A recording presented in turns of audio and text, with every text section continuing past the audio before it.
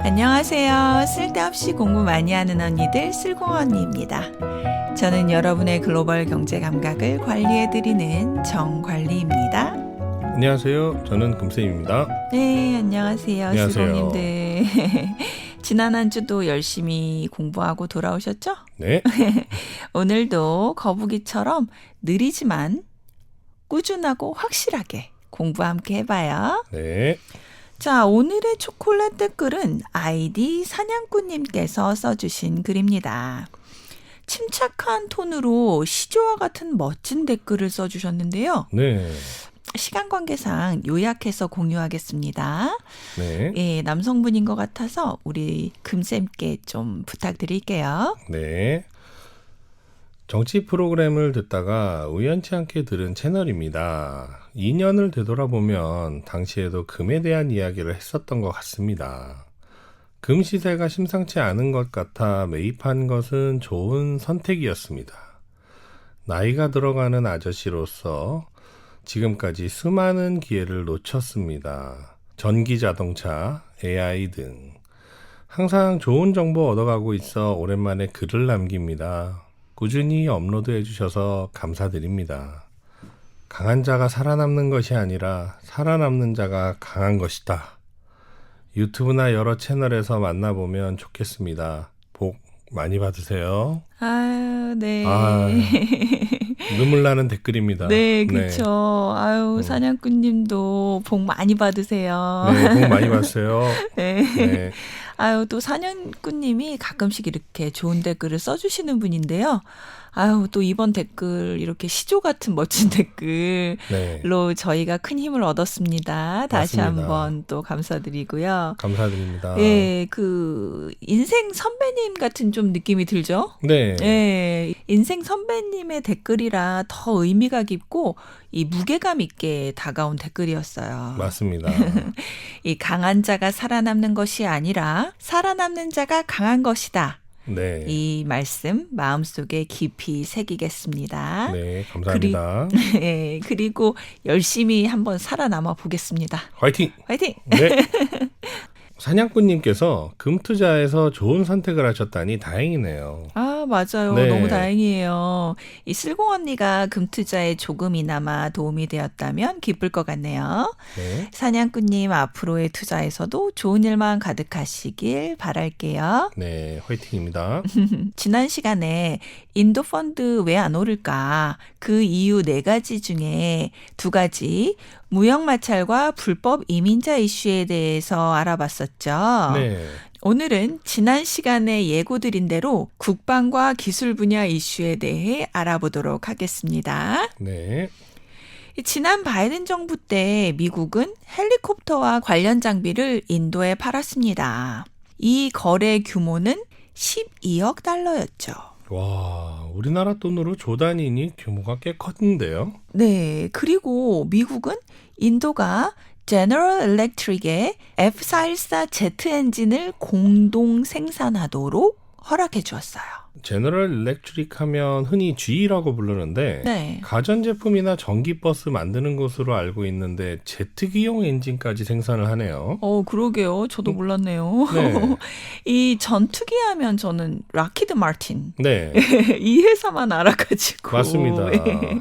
아, 그런데요. 네. F414 엔진이 우리나라 KF-21 보라매 전투기에도 사용된다고 하더라고요. 와, 그렇다면 훌륭한 엔진이라는 이야기 아닙니까? 네. 이런 엔진을 미국과 공동으로 생산하다니 인도에게 아주 좋은 기회인데요. 그렇죠. 네. KF-21 보라매 전투기는 우리나라가 개발한 초음속 전투기로 알려져 있는데요. 네. 이 엔진은 GE사의 엔진을 사용했나 봐요. 네.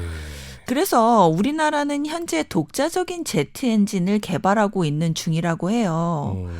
이 프로젝트에 조 단위의 금액을 투자해왔다고 하네요. 아, 그렇군요. 네, 그런데 인도는 미국과 제트 엔진을 공동으로 생산하면서 미국의 기술에 접근할 수 있는 기회가 있었던 거잖아요. 네. 이런 면에서 볼 때 인도는 미국 덕분에 많은 비용을 절약하고 좋은 기회를 얻었던 셈이네요. 맞습니다. 그렇다면 바이든이 왜 이런 호의를 베푼 것일까요? 네, 그건 바로 러시아를 견제하기 위해서였는데요. 아, 원래 인도 무기 수입의 36%가 러시아 장비였다고 합니다. 인도가 러시아 물건을 사주면 러시아가 돈을 많이 벌게 되니까 그러지 못하도록 막은 것이죠. 네. 이 바이든 정부 때 이렇게 목적이 있는 호의를 베풀기는 했는데요. 트럼프 정부는 바이든 정부보다 인도에 대해서 덜 호의적일 것 같대요. 네네. 이 기사에 따르면 트럼프는 인도의 제조업이 활성화되도록 도와줄 가능성이 적다고 합니다. 월가의 투자자들은 미국이 중국을 견제하기 위해 인도의 제조업 부흥을 도와줄 것으로 예상했는데 아닌가 보네요. 네. 최소한 바이든만큼 후하게 인심 좋게 도와주지는 않을 거라는 거죠. 오히려 반대로 트럼프는 인도에게 더 많은 미국 장비를 구매하라고 촉구했어요. 네. 트럼프가 인도에게 이런 압력을 주는 이유가 있나요? 네. 이 트럼프가 공식적으로 밝힌 적은 없지만요. 네. 트럼프는 인도 특유의 외교 정책을 좋아하지 않는데요. 그래서 더 이상 참아주지 않을 수도 있다고 하네요. 그래요? 네. 인도 특유의 외교 정책이 뭘까요? 그것은요. 네. 다양한 국가와 교류는 하지만 동맹은 맺지 않는다는 거예요. 재밌네요. 무역 같은 것은 다양한 나라와 하겠지만 정치적으로 어느 한편에 확실하게 서지는 않겠다라는 이야기군요. 네. 이건 마치 다양한 사람들과 연애는 할 것 같지만 결혼은 하지 않겠다와 비슷한 느낌이네요. 네. 그러네요. 네. 자유로운 영혼. 그러게요. 트럼프는 인도의 그런 자유로운 태도를 좋아하지 않는데요. 네. 그래서 앞으로 트럼프가 미국, 일본, 호주와 함께 국가안보 파트너십을 맺자며 인도를 푸시할 가능성이 커지고 있습니다. 확실하게 누구 편인지 선언하라고 압박을 가할 수 있다는 건데요. 네. 결혼 안 할 거면 헤어져. 이렇게 압력을 가할 수 있다는 거죠. 네. 이번엔 마지막 네 번째 마찰 이슈, 테크 분야인데요. 네. 지금 미국과 인도는 중국을 견제해야 한다는 면에서는 뜻을 함께하고 있어요. 예를 들어 중국의 통신기업 화웨이 아시죠? 네. 예, 미국과 마찬가지로 화웨이의 장비를 인도에서도 제거하고 있습니다. 인도는 아마존, 애플과 같은 미국의 테크 자이언트들의 투자도 유치해 왔는데요. 네. 하지만 인도의 궁극적인 목표는 스스로 테크 자이언트가 되는 것입니다. 이를 위해서 모디 정부는 대규모 AI 랭귀지 모델을 추진 중인데요. 네. 그래서 반도체 공장에 보조금을 지원하고 있죠. 그런데 지금 트럼프가 세상 그 누구보다 강력하게 테크노 내셔널리즘, 즉 기술 국가주의를 외치고 있는 분이시잖아요. 그렇죠. 예, 첨단 기술이 국력이고 살 길이다. 이렇게 외치고 있는 건데요. 네. 이 트럼프는 미국이 AI와 같은 첨단 기술 분야에서도 압도적인 1위가 되어야 한다고 생각하는 분이에요. 그러니 인도의 테크 분야 야망을 가만히 두고 보지 않을 가능성이 매우 큽니다.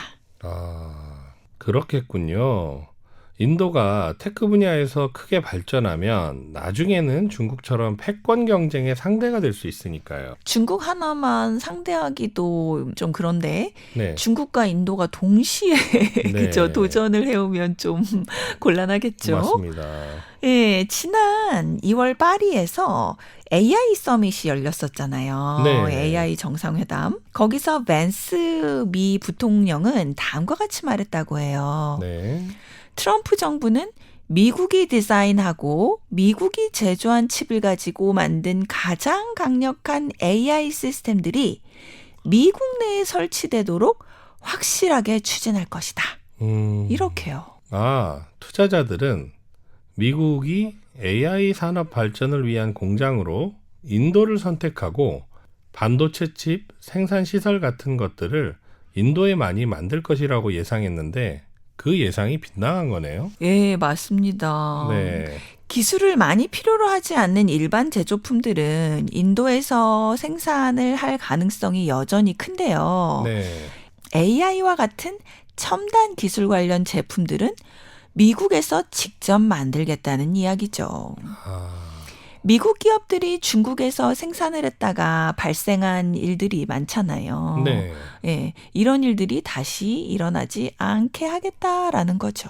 미국이 중국을 견제하기 위해 인도를 테크 산업의 제조 기지로 삼지 않을까라고 예상하고 인도에 투자하고 있는 투자자들은 실망이 컸을 것 같네요. 예, 그렇죠. 네. 인도가 AI 산업에 대한 큰 야망을 보여주게 되면 미국의 견제를 받을 가능성도 커지기 때문에 인도 입장에서는 인도가 만든 기술이 미국의 힘을 더 강하게 해줄 거라고 설득할 수밖에 없는 상황입니다. 네. 그래서 미국과 경쟁할 최첨단 시스템보다는 좀 더 낮은 수준의 시스템들, 예를 들면 결제 시스템과 아이덴티피케이션, 즉 식별 시스템에 집중하는 것이 인도에게 유리할 수 있다는 의견들이 나오고 있어요. 결제 시스템과 이 ID 시스템 같은 경우에 현재 중국이 남반구 국가들에게 열심히 팔고 있는데요. 네. 이 시장을 인도가 타겟으로 삼으면 유리할 수 있다는 거죠. 중국의 테크 분야 패권을 저지하게 되니 미국도 반가워할 거고요. 테크 분야의 발전도 여러 가지 전략적, 지정학적 상황을 고려해서 추구해야 하는군요. 네, 그러네요. 네. 어떤 분야에서 1등을 하고 싶다고 해서 열심히 해서 1등만 하면 되는 게 아니라 네. 세계 정세를 고려해서 눈치껏 적당히 잘해야 하는 게 이 세계 정치의 현실인가 봐요. 네. 한편 당연한 이야기지만 성공적인 투자를 위해서 국제 정세를 꾸준히 공부하고 지켜봐야 한다는 교훈을 다시 한번 깨달을 수 있었네요. 네. 네, 오늘은 월가 투자자들의 기대를 받고 있는 인도펀드가 상승세를 타고 있지 못하는 이유, 국방과 테크 분야의 마찰에 대해 알아봤습니다. 네. 인도펀드에 관심 있는 쓰고님들께 도움이 되는 시간이었기를 바라요. 네. 해외 펀드는 이렇게 국제 정세를 잘 알아야 투자가 가능한 것 같아요. 맞습니다. 네. 쓰고님들 오늘도 함께 해주셔서 정말 감사드리고요.